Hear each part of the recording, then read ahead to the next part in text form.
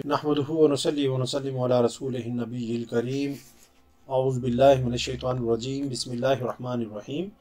हुन्ना लिबासुल लकुम व अंतुम लिबासुल लहुन। सदक़ल्लाहुल मौलाना अज़ीम।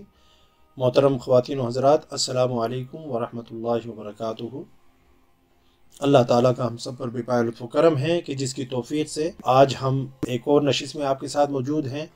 हमने सिलसिला वार जो है मियाँ बीवी के हुकूक़ के हवाले से और शादी की जो अहमियत है उसके हवाले से गुफ्तगू का सिलसिला जो है वो शुरू किया हुआ है।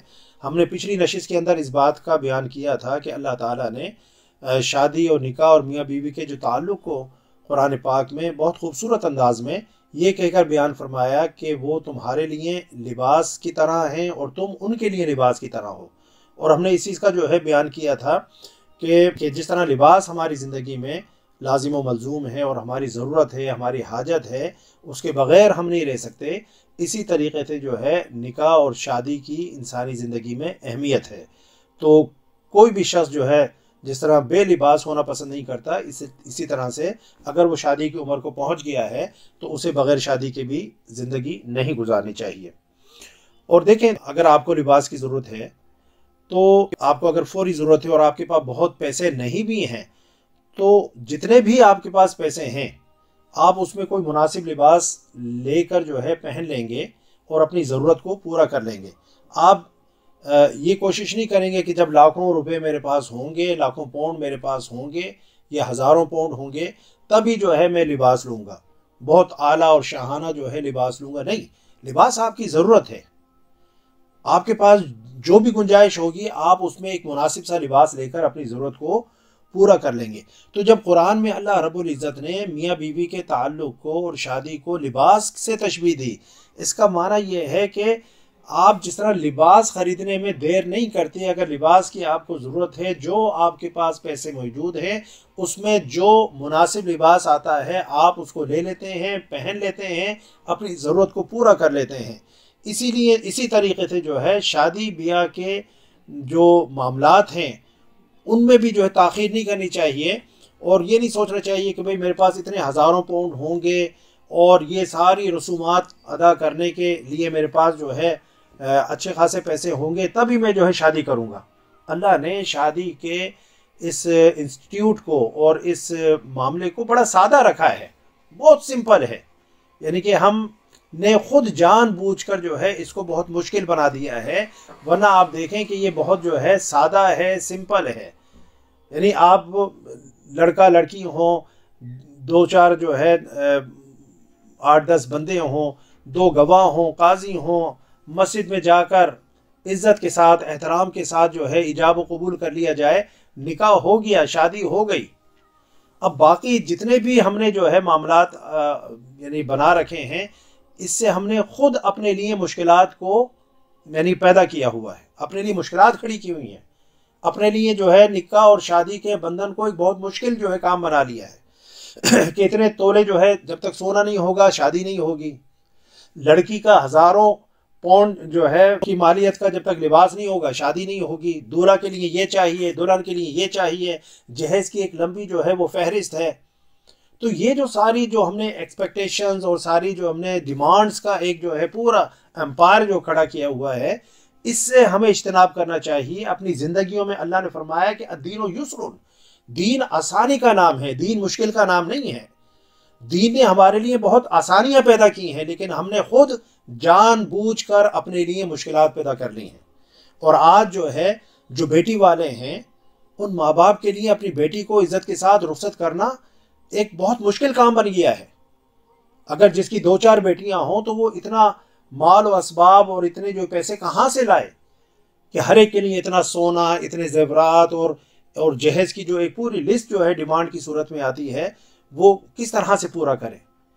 तो मकसद ये कि हमें एक दूसरे की इज़्ज़त का ख्याल रखना चाहिए, हमें एक दूसरे का अदब और एहतराम करना चाहिए, एक दूसरे की मजबूरियों का ख्याल रखना चाहिए और किसी के लिए हम करें तो आसानियां पैदा करें, किसी के लिए मुश्किलात पैदा ना करें। अगर किसी की बेटी है तो उसकी बेटी को भी वही इज़्ज़त और एहतराम दें जो आप अपनी बेटी को इज़्ज़त और एहतराम देते हैं। तो मैंने अर्ज़ किया कि जिस तरह लिबास के लिए आप ये नहीं देखते, अगर आपको ज़रूरत है लिबास की कि भाई ये बहुत महंगा हो या फला हो, आपकी रिक्वायरमेंट है, आपकी ज़रूरत है, आपकी जेब में जितने पैसे होते हैं, आप जाते हैं मार्केट में जो है हर किस्म के लिबास मौजूद हैं, आप उस तरह का लिबास लेते हैं और पहन लेते हैं। यही बात अल्लाह ताला हमें जो है इस बात को कह कर के वो तुम्हारे लिबास है तुम उनके लिबास हो, कि शादी होनी चाहिए और लाजमी होनी चाहिए, ज़रूरी होनी चाहिए, बग़ैर यानी कि ताख़ीर के होनी चाहिए। और ये तभी मुमकिन होगा माशरे के अंदर जब हम ये तमाम जो रसूम व रिवाज हैं जिन्होंने हमारे लिए मुश्किलात पैदा कर ली हैं उनसे हम अपनी जान छुड़ाएं, सादगी पैदा करें, आसानी पैदा करें, ताकि जो लोग इन चीज़ों को अफोर्ड नहीं कर सकते वो भी इज्जत के साथ जो है अपनी बेटियों को ब्याह सकें। फिर दूसरी ये कि मुनासिब उम्र के अंदर शादी करना, ठीक है ना, ये भी जो है लाजमी है। हमारे नबी सल्लल्लाहु अलैहि वसल्लम की सुन्नत हमारे सामने है कि 25 साल में आपने जो है पहली शादी फरमाई। तो आप देखें कि यानी अगर हम इसको जो है आइडियल माने, हुजूर नबी अकरम सल्लल्लाहु अलैहि वसल्लम की ज़िंदगी हमारे लिए एक रोल मॉडल है, एक आइडियल है, तो हुजूर नबी अकरम सल्लल्लाहु अलैहि वसल्लम की जो शादी की सुन्नत है उसको भी अपने लिए रोल मॉडल समझें, क्योंकि 25 साल की जो उम्र है बहुत ही मुनासिब है कि अगर कोई शख्स जो है तालीम हासिल कर रहा है तो 25 साल से पहले पहले उसकी तालीम भी जो है मुकम्मल हो जाती है। फिर तालीम जो है समझ लें आप 21-22 साल की उम्र में बच्चा जो ग्रेजुएशन कर लेता है उसके बाद जो है उसको जॉब 1 साल आप लगा रहे हैं जॉब ढूंढने में, वहाँ पर जो है सेटल्ड होने में, अपना घर बार जो है सेटल करने में उसको 1-2 साल लग जाएंगे। तो 25 साल की उम्र तक एक बच्चा जो है मुकम्मल तौर पर सेटल्ड हो चुका होता है। तो हमारे नबी सल्लल्लाहु अलैहि वसल्लम की सुन्नत भी है, फिर इंसानी जिस्म की जो है तकाज़े भी हैं, और मकसद ये है कि उस वक्त तक इंसान मुकम्मल तौर पर सेटल भी हो चुका होता है। तो मैं नहीं समझता कि 25 साल से ऊपर जो है अगर कोई जाता है बिला वजह तो उसकी कोई लॉजिक है, कोई रीज़न है। 25 साल की उम्र तक जो है एक बच्चे की, और बच्ची की तो उससे पहले हो सकती है क्योंकि बच्ची ने तो ग्रेजुएशन की, उसके बाद जो है वो उसकी ज़िम्मेदारी कोई माश की तो होती नहीं है। तो अगर उसने जॉब वगैरह देखनी है, ढूंढनी है, तो वो बाद में भी अपने शौहर के घर जाकर भी ये काम कर सकती है। लेकिन चूँकि मेन जिम्मेदारी माश की जो है लड़के के कंधों पर होती है, इसलिए उसके लिए मैं ये बात कर रहा हूँ कि उसको मुकम्मल सेटल्ड होते हुए 24-25 साल जो है वो लग जाते हैं। तो 25 साल की उम्र में अगर शादी हो जाए तो ये बहुत ही मुनासिब वक्त है, और इसमें जो है हमारे नबी सल्लल्लाहु अलैहि वसल्लम की सुन्नत की इत्तिबा भी है, और इससे जो है इंसान बहुत सारी ख़राबियों से, बुराइयों से भी महफूज रह सकता है। क्योंकि आप देखें जितना भी इंसान जो है शादी को डिले करेगा उसके गुनाह में मुलविस होने के चांसेस जो है उतने बढ़ जाएंगे। तो अल्लाह रब्बुल इज़्ज़त ने शादी के इंस्टीट्यूशन को हमारी यानी कि नफ्स की हिफाजत का एक बहुत बड़ा ज़रिया बनाया है, हमें गुनाह से बचाने का और अपनी ख्वाहिशात को जायज़ और हलाल तरीक़े से पूरा करने का जो है अल्लाह ने एक ज़रिया बनाया है। हुज़ूर नबी अकरम सल्लल्लाहु अलैहि वसल्लम ने फरमाया कि या माशर शबाब मन इस्तताअ मिनकुमुल बाअ फलयतज़व्वज फ़इन्नहु अग़द्दु लिलबसरि व अहसनु लिलफ़रज।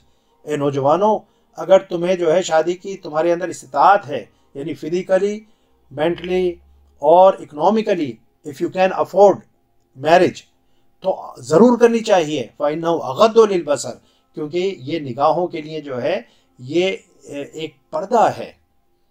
व अहसनु लिलफ़रज, और तुम्हारी शर्मगाहों के लिए एक किला और एक हिसार है। इससे तुम्हारी निगाहों की भी हिफाजत होती है, तुम्हारी शर्मगाहों की भी हिफाजत होती है।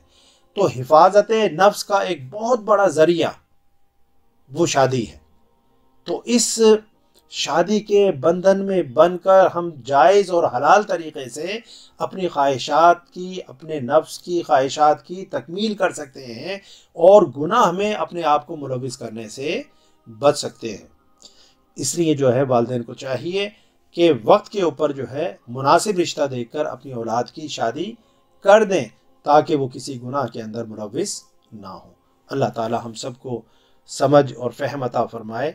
इन्हीं कलिमात के साथ आज की इस नशिस्त का हम इख्तिताम करते हैं। दुआओं में याद रखिएगा। इंशाअल्लाह अगली नशिस्त में फिर मुलाकात होगी। वमा अलैया इल्लल बलाग। अस्सलामु अलैकुम व रहमतुल्लाहि व बरकातुहू।